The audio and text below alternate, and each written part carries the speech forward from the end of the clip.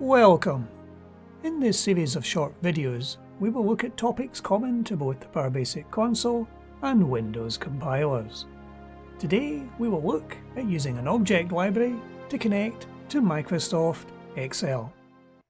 In these videos up until now, we haven't yet tackled COM objects. But today that's exactly what we're going to do. We're going to use a COM object to connect to a Microsoft Excel spreadsheet. We're going to imagine a scenario where you've been presented with an Excel spreadsheet containing source data you need to access. In the applications we've already created, we've seen the ability for PowerBasic to read CSV files and text delimited files.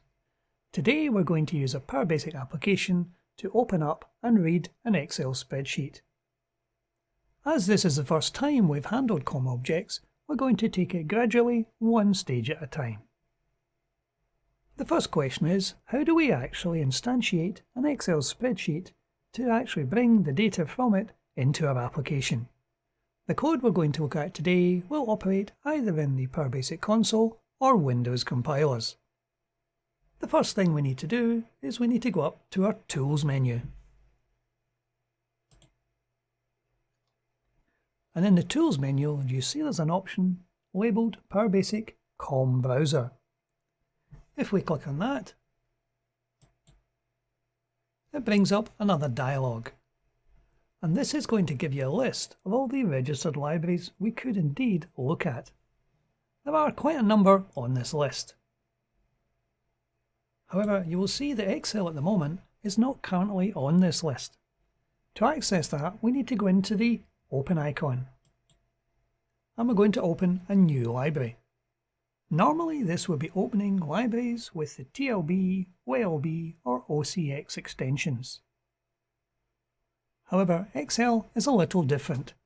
Its object library is the executable for Excel itself, so we need to locate that on the machine. Obviously our application is going to have a dependency. The dependency is that Excel needs to be installed on the computer we're going to be running our application on. And also it needs to be installed on the computer we're compiling on. On this machine we will find the Excel binary in this folder, in the C drive, Program Files, Microsoft Office, Root and Office 16. If we look further down, we'll see the excel.exe. This is the binary we're interested in. So we will take this folder and we will paste it in to our browse window. And we will select excel.exe and hit the open button. What this COM browser is doing now is generating an include file for you. However, one thing you'll need to do before we do this is to ensure that you have the right setting in Tools and Options. In Tools and Options, we need the Generate Dispatch interface ticked. The default for this COM browser is for direct interface calls. Now unfortunately, these don't work with Excel and we need to set it to automation interfaces. So ensure that your direct dispatch interface is ticked. So let's open that one once more.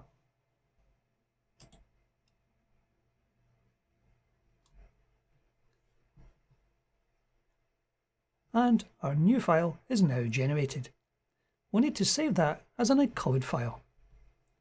So clicking on Save As, going to the folder where our application is, and we're going to save that as an include file.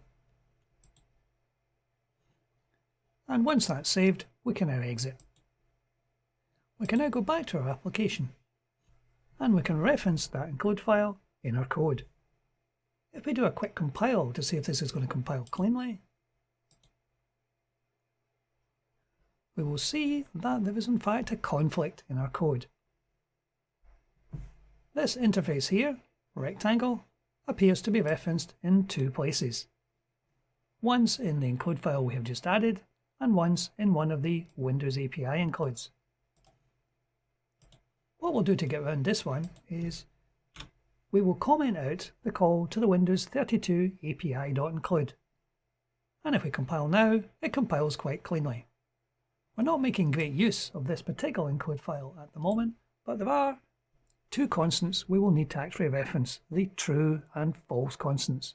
So we're just going to define them in here. This is using the def option to check to see whether false is currently defined or not. If it is not defined, then we're setting the value to be 0. If the true constant is not defined, we're defining that as the value 1. So now that we have our application compiled, how do we actually load up our spreadsheet? Well, first of all, we'll actually need a spreadsheet. I've added two files into this directory. First of all, a myfile.csv. This file contains the raw data which I've put into the spreadsheet. It's held here merely for reference purposes. If I double click on the spreadsheet, we'll see that Excel opens up and the information appears in the grid. So this is the Excel spreadsheet we're going to attempt to open and read the data out of. So how can we do that in the code? Well, we'll first of all set up a constant for the name of the spreadsheet that we're going to be loading. We'll set that as $Excel file. And we're going to create a new function whose job it will be to actually process that Excel spreadsheet. It will take a single parameter, which is the path and the name of the Excel spreadsheet we wish to load. So this is a new function with its single parameter. In order to load an Excel spreadsheet, there are several stages you need to go through in order to accomplish this. We'll tackle these one at a time. The first step is to open an instance of Excel itself. This will open in the background and will not be visible to the user. So we're going to start using some constants which are created in the include file we created earlier. And we'll need to create some local variables in order to handle this. So I've created 3 local variables to handle the objects. One for the Excel application itself, one for the workbook, and one for the sheet on the workbook. These are all defined as interfaces within the PBXL include file. So having created those variables, we're now going to open an instance of Excel.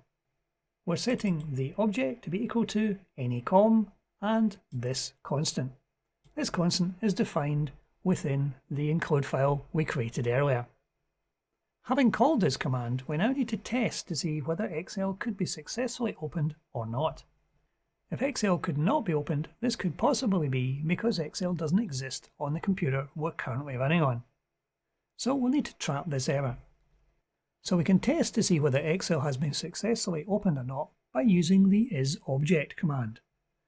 We're testing to see if the isObject is false, or if some other undefined error has occurred.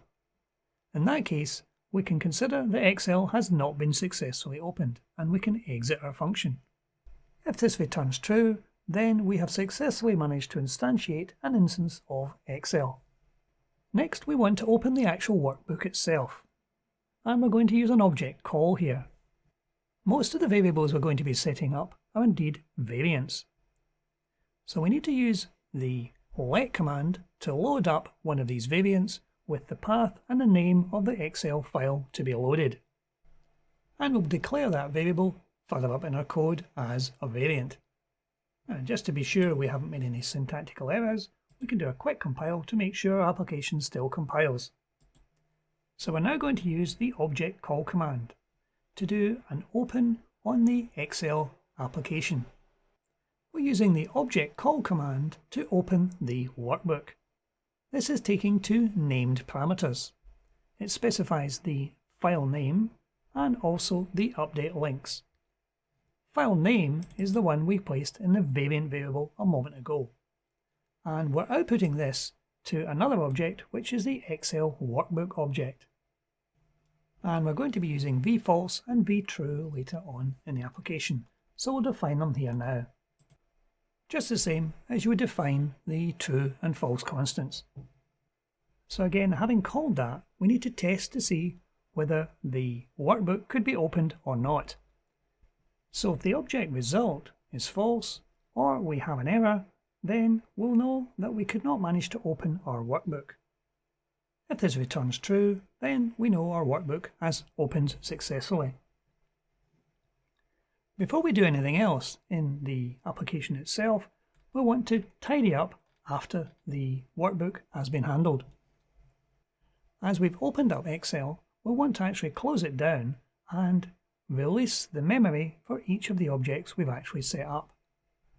And we're using the object call command again to deactivate and close down Excel and quit Excel completely.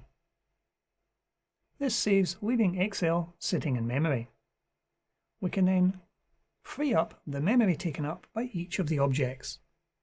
While PowerBasic would free up these objects for you, it's always good practice to put this in your code, just in case something goes desperately wrong. So we try another compile to make sure we've got everything correct. Oh, and we've missed defining one of our variables. So let's try running the application now to see if we can successfully instantiate a copy of Excel in memory and if we can load the workbook. So if we try running our code now, it tells us Excel has been successfully instantiated and we have managed to open the workbook. So far, so good. So having opened the workbook, our next task is to actually open the worksheet. And we're going to use another couple of object calls here. We'll define the sheet we're going to load as sheet number 1. As we know, the information we're after exists in the one and only worksheet in this Excel spreadsheet.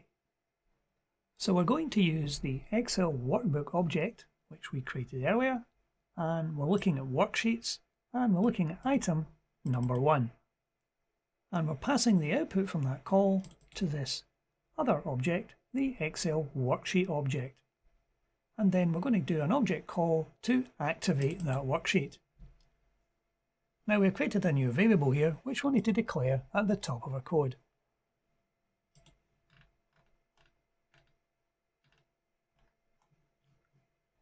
So again, we'll need to test to see whether this call to activate our worksheet was successful or not. So we are again going to test the object result and also the error variable.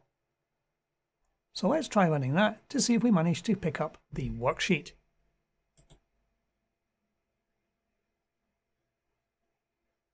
And it's saying we've activated the worksheet successfully. So having got this far, we've now effectively got Excel in memory with our worksheet loaded. Today all we're going to be doing is we're going to be taking the contents of this worksheet and we're going to save it to disk, either as a tab separated variable file or as a CSV file. This is probably the absolute basic you'll want to do to a spreadsheet. Load it into memory and save it into a format you can handle natively within PowerBasic. In later videos, we'll be handling more complicated things like reading data from individual cells and ranges. So how do we save this to a file? Well, we'll need to create another variant variable to contain the location and path of the file we wish to save. So we're going to create this outFile variant variable. Just like we did for loading the file in, this will contain the path and the name of the file to be saved. We can then set the file format, again another variant, and this is picking up an enumeration from our PBXL-include file. This tells it we're going to be using the text Windows format for saving, which is tab delimited. So we will create these two variables at the beginning of our code, both as variants. Now we're going to use another object call to attempt to save the worksheet. And this is going to be operating on the Excel worksheet object, using save as. Again, there are two named parameters. The first is the file name, the path and location of the file we wish to save. The second is the file format, which in this case is going to be tab delimited. And as we've done before, we want to test to see whether this object call has been successful or not. So just as we did before, we're testing the value of object result. This is either going to tell us we could not save the file and give us the error message, or it will say it's been saved successfully. So we're going to be saving to a file called output.txt. So at the moment this file does not exist in our code directory. So let's try running the code now. quick compile.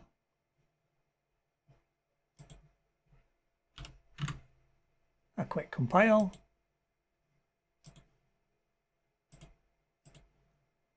And we will attempt to run our executable.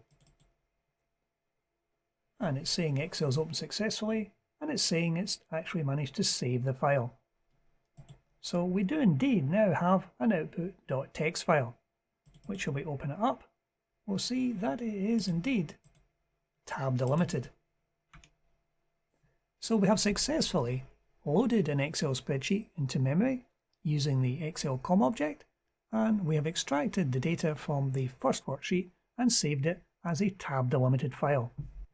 If instead we wanted to save this as a standard CSV file, we could do this very simply. We will comment on the lines of code where we've defined the file name and the file format. And we will paste in a new output file name, output.csv, and a new file format, in this case the CSV Windows format.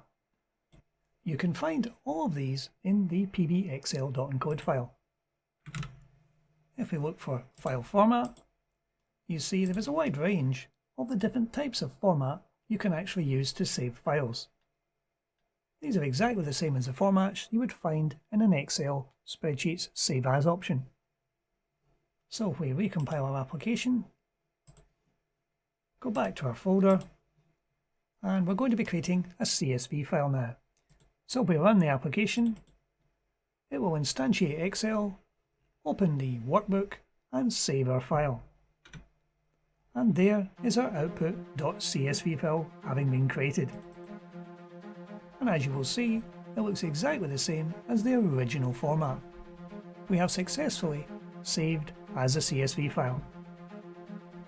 So this is a brief introduction to what you can do with Excel as a COM object. Hopefully you'll find this code useful in your applications, but that's it for today. Thank you for watching.